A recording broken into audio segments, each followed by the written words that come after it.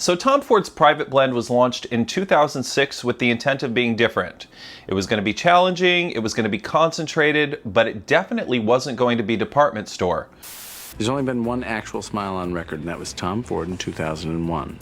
Cut to some 20 years later, and you can get most of the fragrances at Sephora. I should know. I did. Enter this fragrance right here. This is Taormina Orange. This is a citrus fragrance inspired by a hilltop in Sicily. The question isn't whether or not it smells good, because it does. The question is whether or not this is private blend, or whether or not that label has quietly stopped meaning what it used to. Today I'm going to be reviewing this fragrance right here. This is Tom Ford's brand new release. It's called Taormina Orange. I'm going to go through all the notes. I'm going to let you know what I think about it, and at the end I'm going to give you my 2 cents. Let's get going.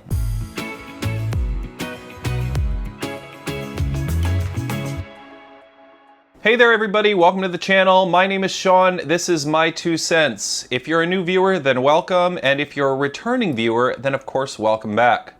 Before we get started, I do want to say if you're a fan of fast-paced fragrance reviews and you're not already subscribed, please hit that subscribe button. The algorithm really loves it when you do that, and of course, so do I.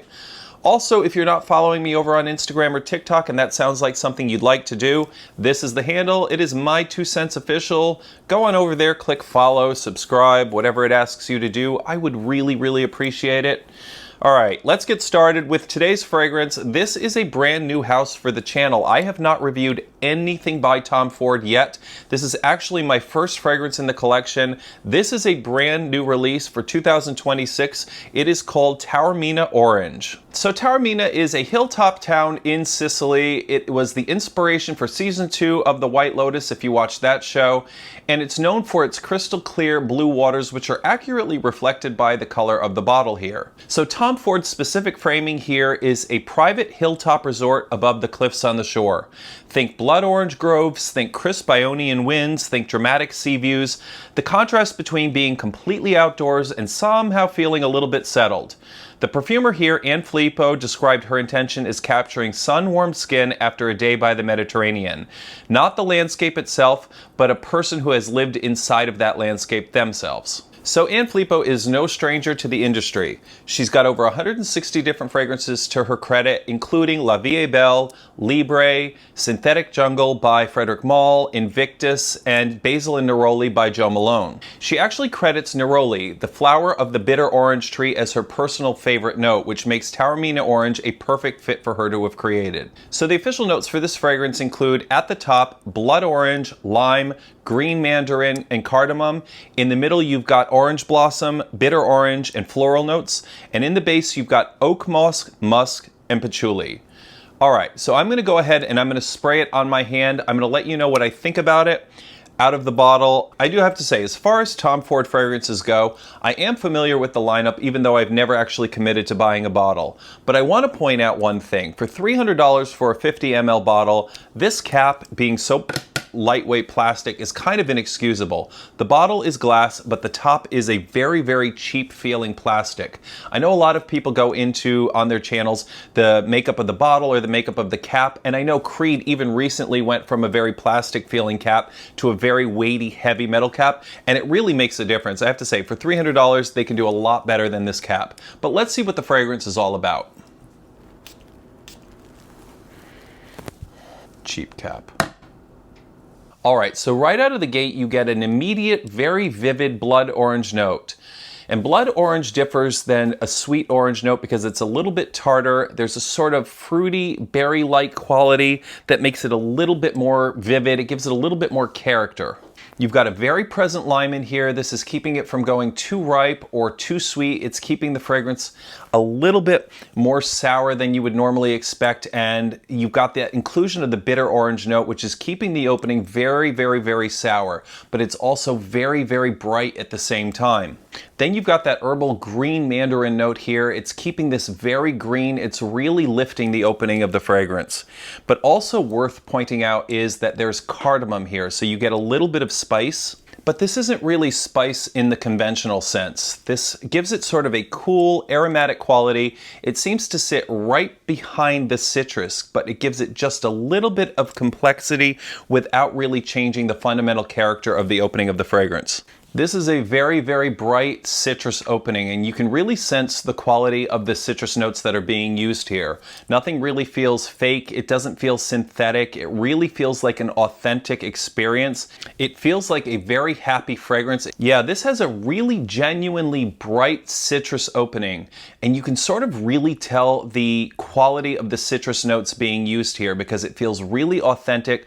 There's nothing synthetic here. It feels like you've actually got Sicilian fruit or Sicilian citruses sitting in that sunlight. Yeah, and then you've got that orange blossom note as it continues to dry down. That is really the central figure here. This is very deliberate because she claims she has a very personal relationship with neroli and with bitter orange notes as well. So her handling of it here is really authoritative. This is not really a generic white floral type orange blossom smell. It has a little bit of depth. It has a little bit of warmth that pushes it away from clean and towards something a little bit more intimate. It doesn't feel like it's just here to be floral. It feels like it's really adding something to both that spice and that green opening and the citruses that are used in the front. So that combination of bitter orange and the orange blossom really feel like this fragrance is something simultaneously floral and fruity at the same time. Neither one is really dominating over the other. It starts off, like I said, very, very citrusy and very fruity. And then once you get that orange blossom in here, it warms it up just a little bit more and makes it just a little bit more floral. But nothing really here is overpowering the other. It feels like it's trying to be both a floral and a fruity fragrance at the exact same time. And then as it continues to dry down, you really get what I think is probably the star here, and that's the oak moss note. The oak moss gives this a little bit more character. It sort of reads often a little bit green, sometimes a little bit bitter. It's earthy. It sort of smells like the forest floor rather than wood in the conventional fragrance sense. Against that citrus and orange blossom formula, it really produces a chypre adjacent quality, that classic sort of contrast between bright citrus top notes and a green mossy base. In a market flooded with citrus fragrances that dry down to clean musk and some version of sandalwood, the oak moss base here genuinely stands apart, and it really gives this some real character. I really love the bright opening. I love the citrus that's going on here. I really love orange blossom and neroli. That's one of my favorite notes in a fragrance, especially a very fresh scent, but the oak moss here is turning this a little bit different. What you're left with here is a warm, slightly earthy skin scent with that orange blossom note still faintly present. The oak moss is providing a very mineral green sort of effect here that feels genuinely sophisticated. What you've got is it really smells like somebody who has spent outside all day long in Sicily and now they've come inside and they're sitting somewhere cool. And I feel like that's exactly what Filippo was going for in the creation. I will say that it lasts a little bit longer on clothing than it does on the skin, and I think it's the oak moss here that really benefits from that extended wear time. It's the neroli and the flowers and the fruits that really disappear. So for me, this fragrance sort of stands apart from the others that it's reminiscent of because of the use of that oak moss note. In a genre where you've got most entries chasing a very soft, clean, sort of skin-close dry down built around musk and sandalwood, use of that oak moss note is a very creative choice. It references the great chypre tradition without trying to be exactly one of those other fragrances. It uses the same structural logic, but applies it to a contemporary Mediterranean citrus formula. And what you're left with is a bitter orange fragrance that doesn't evaporate. It just continues to evolve. You've got that bitter orange giving way to the orange blossom. You've got the orange blossom giving way to the earth and the oak moss. Each one is connected to the phase before it. And that's exactly what a well-built citrus formula is supposed to do, but most of them don't actually achieve it. And like I said, because Filippo has a self-declared affinity for those notes neroli and orange blossom, these two notes are used to perfection here. This is done by somebody who knows exactly what orange blossom and neroli are capable of doing. I think this is going to be a great fragrance for anybody who wants a very clean, very summer, very vacation-oriented fragrance with a very bright citrus opening. But they want a little bit maybe more depth beyond that opening. And I also think it's really probably going to appeal to chypre enthusiasts who want something a little bit lighter and a little bit more contemporary. All right, so when would I wear this? I think this is obviously a perfect springtime and summertime scent.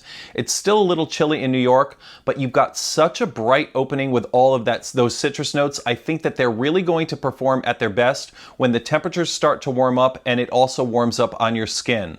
I think this is going to be great for brunches. It's going to be great for outdoors. It's going to be a great vacation scent, and I think that's exactly what it's trying to be. This can't be a formal scent because you've got that brightness of the citrus in the opening and the earthiness of the oak moss in the base, and those are really too outdoors for that. All right, so what do I think people are going to like about this fragrance? It's perfectly obvious to me that people are going to be drawn to that very bright, very crisp, very citrus, vivid opening.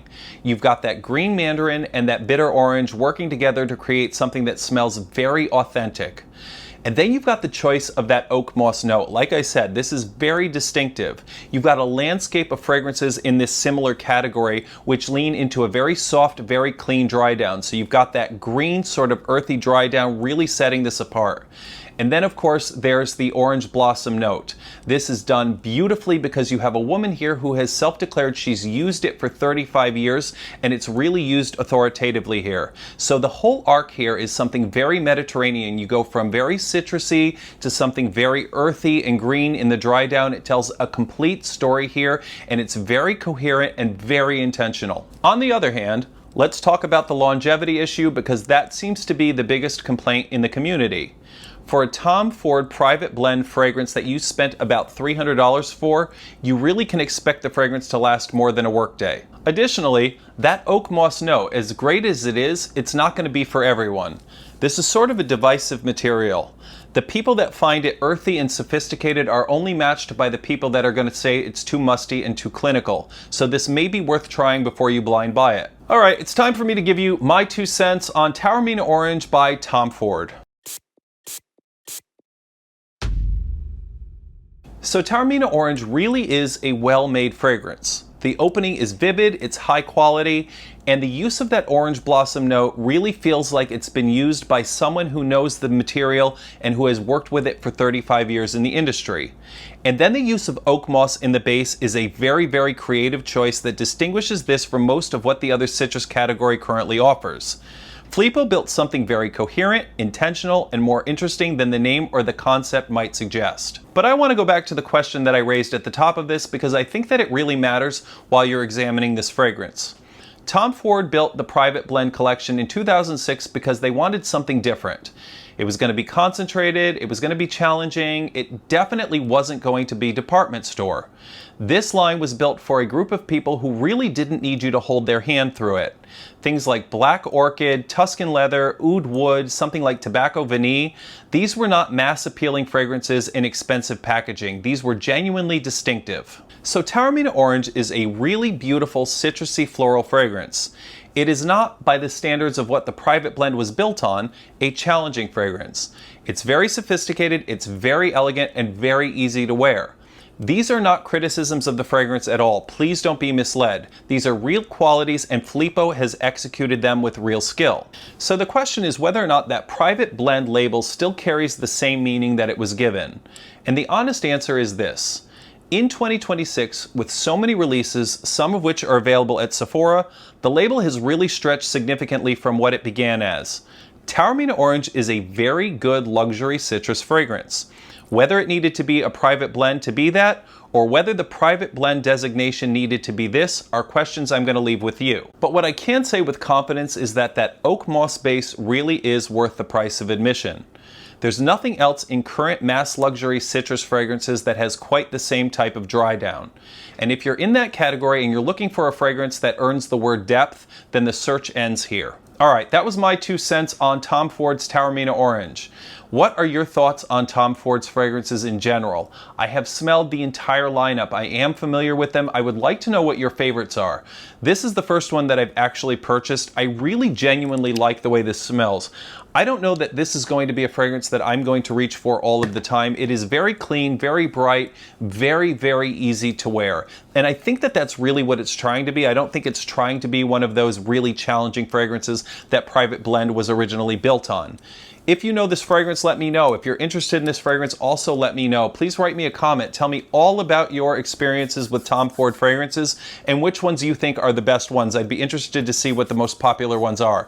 So leave me a comment. You know me, I respond to all the comments, the good ones, the bad ones, the nasty ones. If you have any questions about this one, or if you think you'd like to see a review for any of the other Tom Ford fragrances, please let me know. Once again, leave me a comment.